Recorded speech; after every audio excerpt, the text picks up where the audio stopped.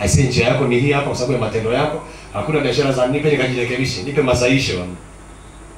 Kwa hiyo kama hapa duniani ni tunapita. Lakini tunapopita kama kanisa tumepewa jukumu kwa ajili ya kuwa sababu ya kuwa nuru kwa watu. Watu waokoke, watu wampokee Kristo. Watu wamkubali Kristo. Unafikiri kwa nini leo hivi? Hebu leo tangaza kanisani. Tangaza hivi.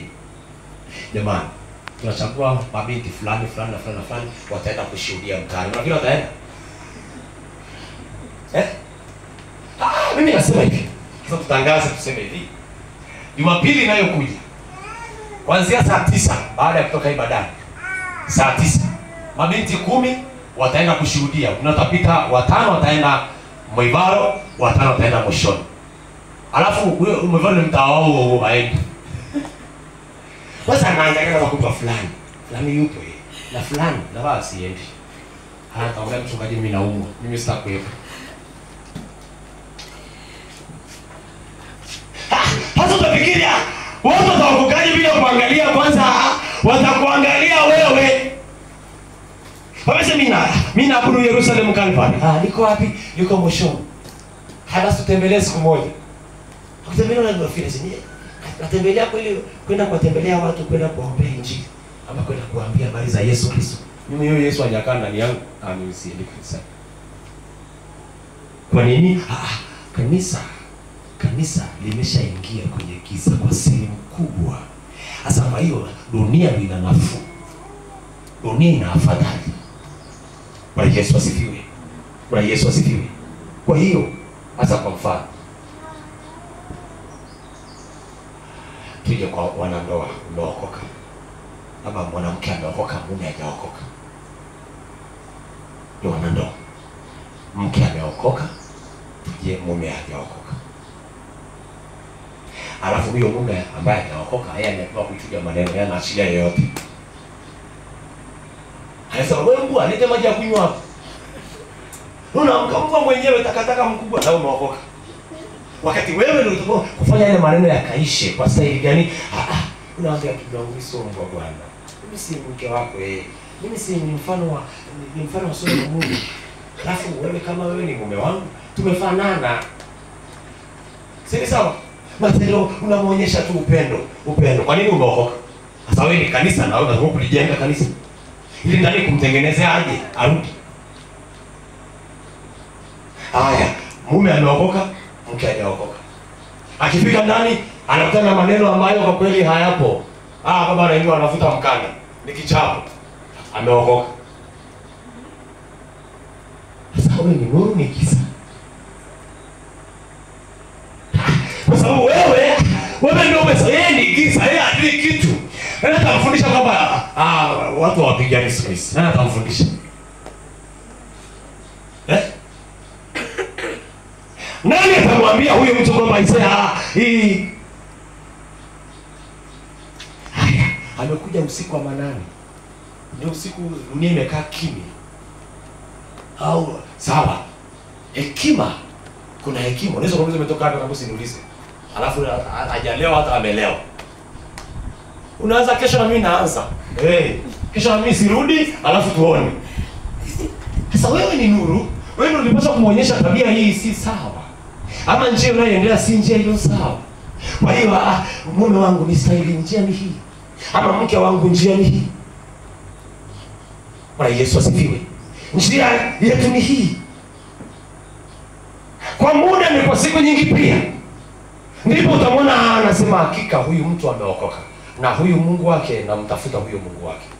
Lakini akija siku ya kwanza kutokana kumrudishia tukapata namna kitu hapo. Wewe ndio wenyewe wewe. Ukiona nataka kuongea chakula kacho ile chakula bwana. Anajua tu unaomba unafiki. Mweka chakula mezani anaona unamchelewesha. Kwa nini? Anaangalia tabia zako haziendani. Unaomba chakula nini? Si wewe umeanza kuomba amefika tonge la 3. Mbona tunaomba chakula wewe unaomba nini? Na kujua ulivyo, tabia yako, mwenendo wako, alafu unaomba nini? Sio unafiki chakula.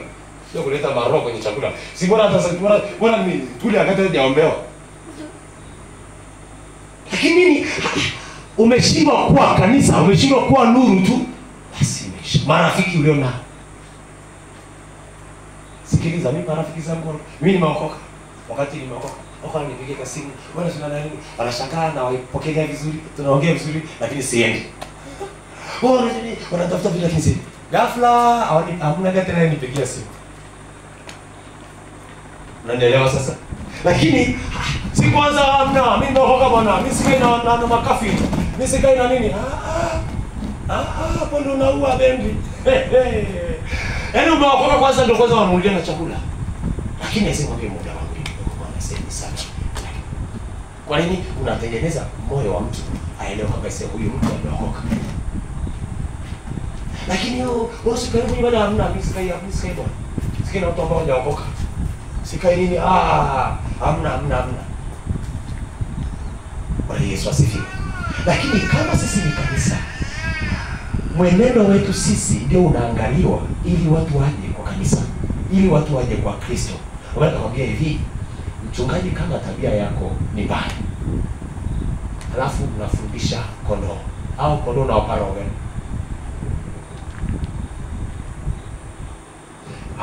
Mwisho kuonaga papai inazama limao.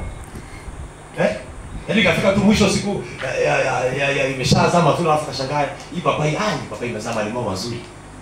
Inakujaga hiyo kitu. Ukashangaa limao imezama papai limao imezaa ndizi. Kwa hiyo ile inachotoka ndani ndio roho inayopandia watu. Ndio hiyo roho. Roho hiyo naye. Ikiwa umeshampokea Kristo, ukakataa kubadilishwa na tabia ya Kristo, nataka nikwambie hivi. Sikiliza nikwambie. Hauwezi kubadilisha kitu. Huwezi kumtengeneza mtakatifu. Huwezi kumtengeneza mtu aliyeokoka. Anasema ninyi ni nuru ya ulimwengu. Lakini tumeshindwa kuwa nuru, tumekuwa giza. Kwa jinsi gani? Angalia, nikasema tabia za watu wa duniani hata imetushinda tabia ya watu wa kanisa. Kanisa tabia yao ni mbaya kwa sababu ya namna. Bwana Yesu asifiwe. Kwa hiyo kanisa ambalo linaonekana linatembea kwenye misingi ya Kristo, linaonekana hii kanisa limekaa kishamba wa shamba. Amekaa ni wa shamba. Kwa nini? Kwa sababu bona hicho wanakataa. Bwana Yesu asifiwe. Mtu mmoja akaniambia, sikiliza nikwambie. Akaniambia, sikiliza, pombe sio mbaya. Rafiki yangu anaitwa Mwasi. Yule mpaka ananiambia pombe sio mbaya. Sikiliza nikwambie. Pombe ni mbaya tu ukinywa ukatukana, ukanywa ukaanza kupigana, ukanywa ukaharibu. Lakini ukinywa pombe ukaenda chumba, mimi nina shida gani ikifika nimelewa na lala zangu. Kwa hiyo pombe haina shida. Pombe sio dhambi, nasema sio dhambi. Sasa nikaanza kumjenga. Nikamjenga. Ananiambia habari za Timotheo. Ona mwambia anywe, nikamfundisha. Nikamwambia ile ilikuwa ni kama dawa. Unakunywa kama nini? Unakunywa kama dawa, unakunywa kama kulewa. Sina nini. Kwa hiyo nikasema naye. Lakini tayari nilipaswa hata leo hii. Alinipigia simu, nafikiri ni kama mwaka jana. Akanipa kazi ndio tumeshajenga hapa.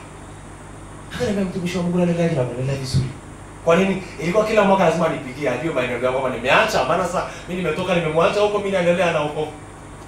Kwa hiyo lazima anijulie ajue nimeshaacha au bado naendelea. Hasa nakuta sijaacha, nimekuwa mchungaji, hiyo ikampa kijana. Akasema hivi, anakuja kwa pastor.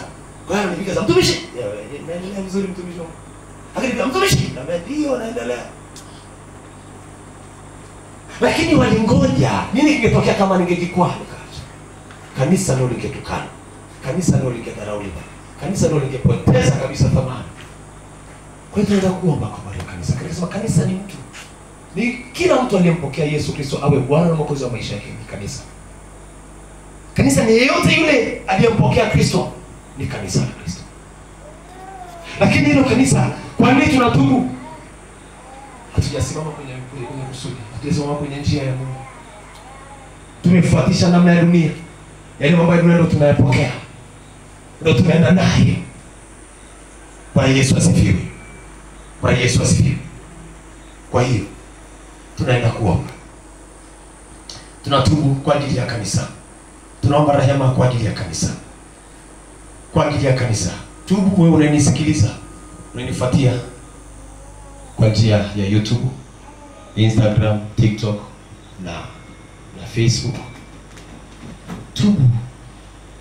Tubu bila kujihesabia haki.